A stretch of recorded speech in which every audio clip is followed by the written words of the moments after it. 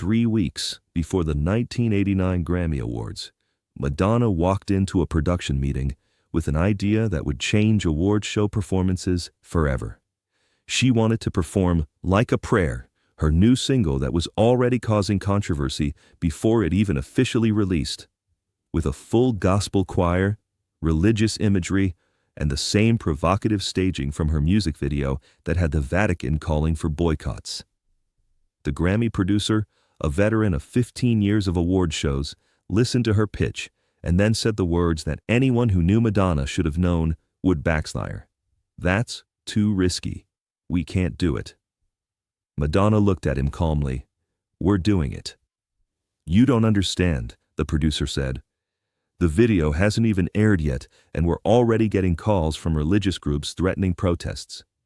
If you perform this song the way you're describing, we'll have picket lines outside the Shrine Auditorium. Sponsors will pull out. The broadcast could get pulled." Madonna didn't blink. "Then I guess you'll have picket lines." The producer tried a different approach. "What if we do a medley?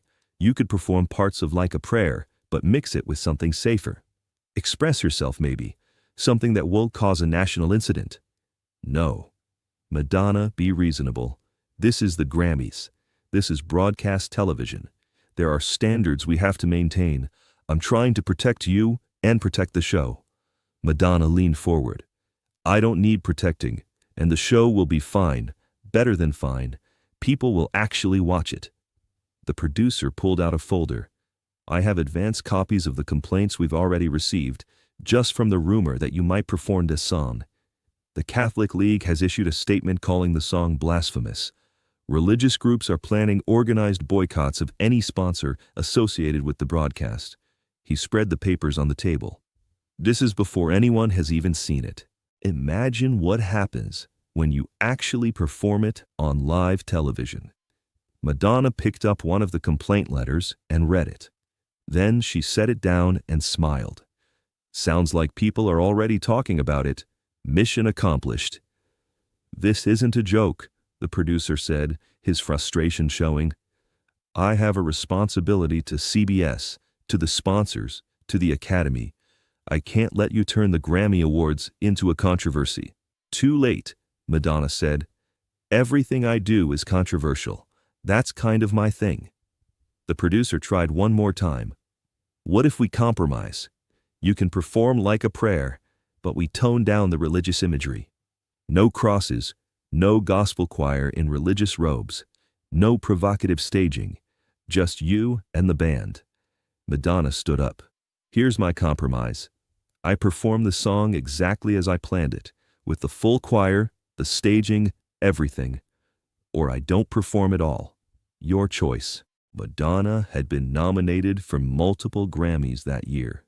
Her performance was one of the most anticipated moments of the broadcast. If she pulled out, it would be a disaster. "You're bluffing," he said. "Try me." They stared at each other. Finally, the producer broke. "If we let you do this, and it causes the problems I think it will, it's on you."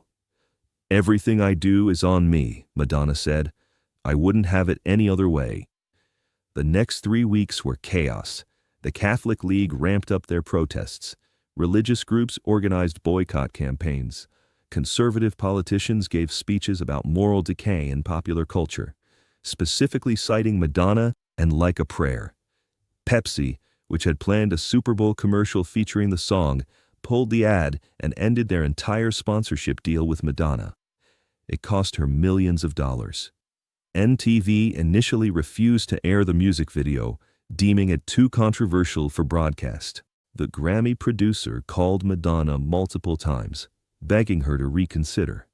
Each time she said the same thing: "I'm performing the song exactly as planned." 2 days before the show, CBS executives got involved.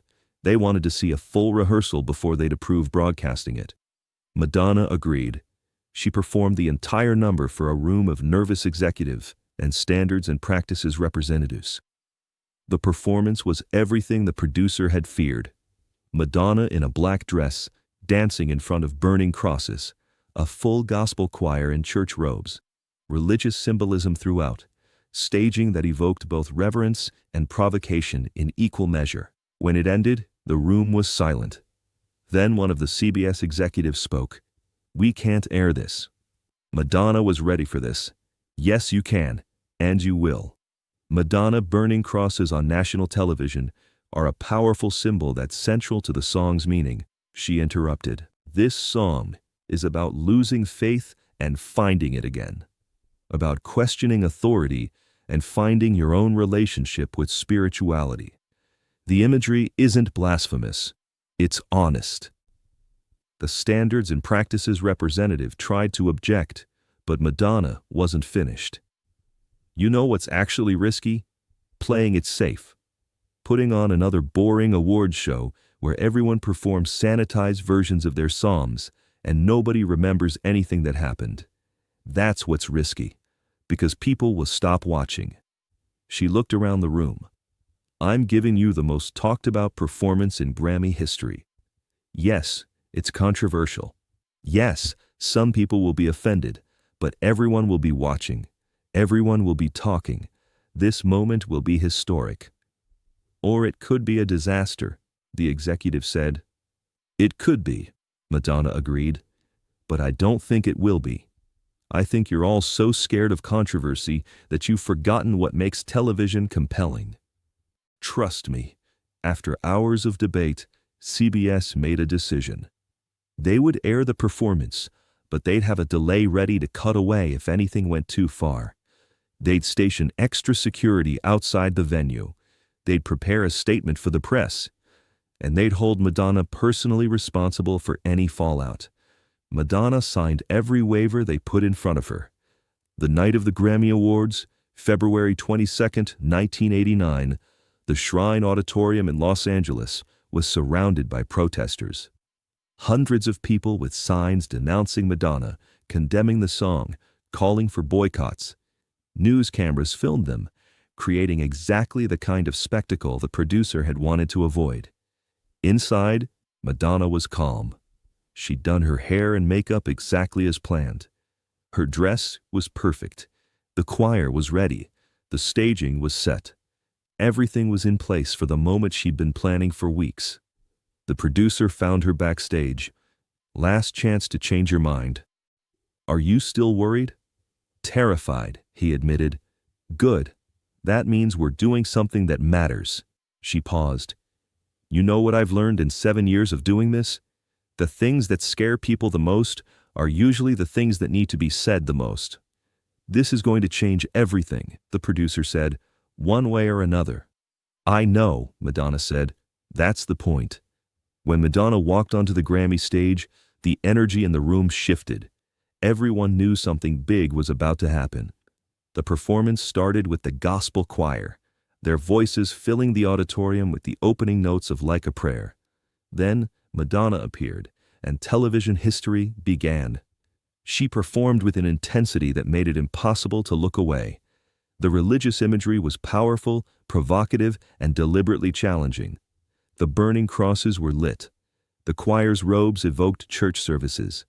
Madonna's dancing was both reverent and sensual. Every element that the producer had wanted to cut was there, broadcast live to millions of viewers. And it was breathtaking. The performance wasn't blasphemous. It was transformative.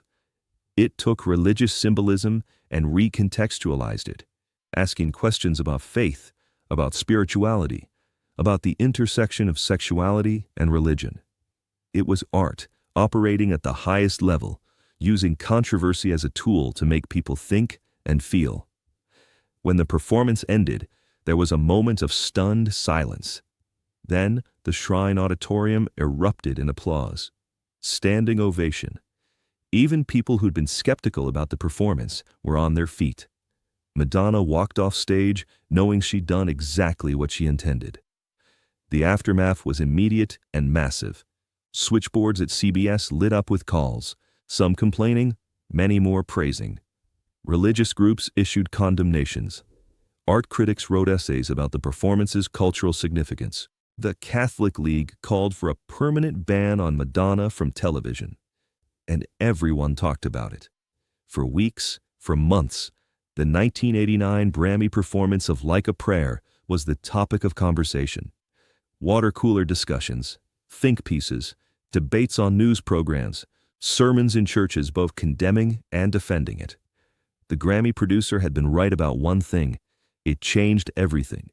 Awards show performances were never the same after that night. Madonna had proven that you could take risks, that you could be controversial, that you could use television's biggest stages to make artistic statements that meant something. Every provocative performance that followed, from Lady Gaga's meat dress to Beyoncé's Formation, had its roots in what Madonna did in 1989. The producer, who'd spent 3 weeks trying to stop the performance from happening, gave an interview years later. "I thought I was protecting the show, protecting our sponsors, protecting Madonna from herself, but she knew what she was doing better than any of us." He paused. That performance is the only Grammy moment from 1989 that people still remember. Everything else from that show is forgotten. But Like a Prayer, that's history. Asked if he'd make the same call if he could go back, the producer laughed. "Absolutely not. If Madonna walked into my office tomorrow with an idea I thought was too risky, I'd give her whatever she wanted. Because she understands something that took me 30 years to learn. Safe is forgettable. Risky is legendary." Madonna reflected on the performance in a 2019 interview, 30 years after it happened. "Everyone told me not to do it. The producer, the network, my own team. They said it was too controversial, too risky, too likely to damage my career. Because the song deserved to be performed the way it was meant to be performed. I didn't write Like a Prayer to be safe. I wrote it to challenge people, to make them think about faith and sexuality and the complicated relationship between the two. Performing a sanitized version would have been a betrayal of the song's meaning." She leaned back. "And honestly, I was tired of being told what I could and couldn't do. Every step of my career, I'd been fighting against people who wanted me to tone it down, dial it back, be more acceptable. With that Grammy performance, I was drawing a line. This is my art. This is my vision. Take it or leave it." The interviewer mentioned the financial cost. The lost Pepsi deal alone was worth millions. Madonna shrugged. "Money comes and goes, but artistic integrity, that's forever. If I'd compromised on that performance, if I'd let fear dictate my choices, I would have regretted it for the rest of my life. Instead, I created something that people still talk about 30 years later. That's worth more than any sponsorship deal." The performance became a case study in artists' rights, creative freedom, and the power of taking risks. It's taught in music business courses as an example of how controversy, when handled authentically, can become career-defining. But more than that, it established a principle that changed the industry. Artists don't have to play it safe. The biggest stages can be platforms for meaningful artistic expression, not just sanitized entertainment.